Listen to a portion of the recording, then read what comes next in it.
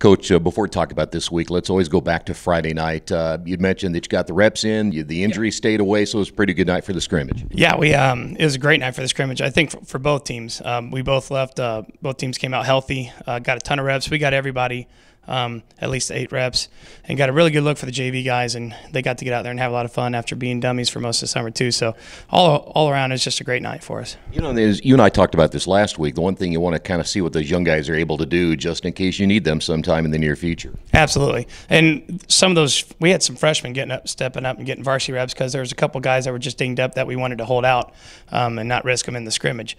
So we saw a lot of good things from a lot of our younger guys, and we saw some of the guys that are going to have the game speed to help us out on Friday nights, like on special teams and what have you. All right, go to the offense. Tell me a little bit about how you saw things at least progress throughout the entire scrimmage, and again, the quarterback situation. Have you got that all settled right now? We definitely do. And as far as the offense went, it was great for us because we got to see the adjustments that people need to make. We had a lot of mental errors that are very fixable things that are going to be troublesome on a Friday night that don't necessarily show themselves in a practice, or like in the varsity speed situation, we got to see those things come up. So it's really good for us in that aspect. And then in the quarterback wise, Ryan and Austin both went out and had a pretty good night altogether. And I think that, Ryan really stepped up and did well with his reps, and he's going to really give us what we need as far as, the running offense that we're going to need and just leading us down the field. We're going to need just a commander out there, and I think Ryan's going to be ready for that. You mentioned the running game, and now you have, bottom line, you got a lot of good quality running backs to choose from, but it seems like to me your front 2 guys are pretty good. Yeah, and, Dylan went out and made a couple plays where you're just like, wow. Yeah. And I'm sitting there screaming at the line, and they're like, Coach, he's gone. Coach, he's gone. I said, I don't care that he's gone. But, you get in a situation like that, and there's guys that can bail you out when you don't have all 11 guys going, and that was pretty nice. And, Chris, I could tell he wanted the ball more. But I told him it's just a scrimmage. There's other things we want to look at. So he's hungry, and we're going to get him the ball this Friday, and I know he's really excited to get out there and carry the rock for us. Well, that's got to be nice, though, to have 2 quality running backs like that where – bottom line, you can go inside between the tackles or to the outside as well. Yeah, and honestly, with our H-backs, with Peyton Hobson, Jacob Culbertson, and Alec Runyon, I feel like those 3 guys would start at 50% of the schools in the state, and they're playing that H-back, which really is motioning and blocking for the other guys. So, we're in a really good situation, and that's why I had to go to an offense where I'm using 3 running backs because there's a plethora of them. And in fact, with the young guys, we still got a stable of them. So it is nice to have the inside-outside attack, and I think it's going to be hard for teams to really key on what they want to stop, and they're going to have to pick their poison.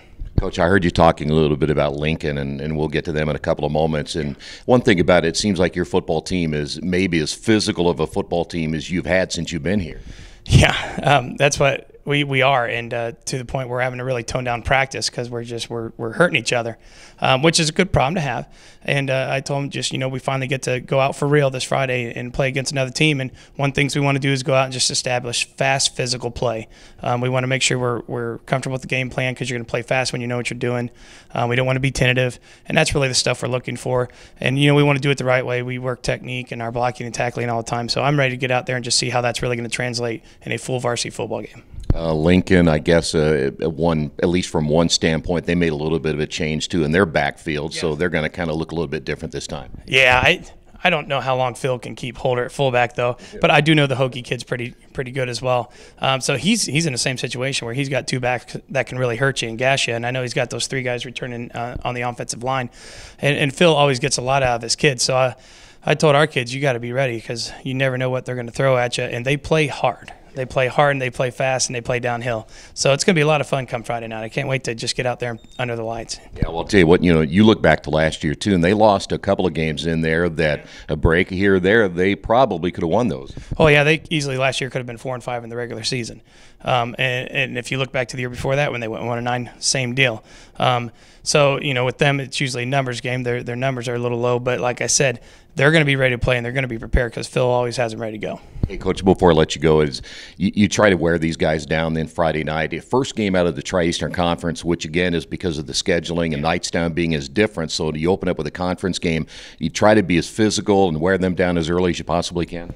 Oh, absolutely. We're going to go out and just do really what we do is go out and try and establish our run game, and we want to eat clock and move the chains and just establish a physical tone to the game and keep our defense off the field. So that's kind of just Centerville football, smash mouth football, and we're going to get a first chance to show what we got this Friday.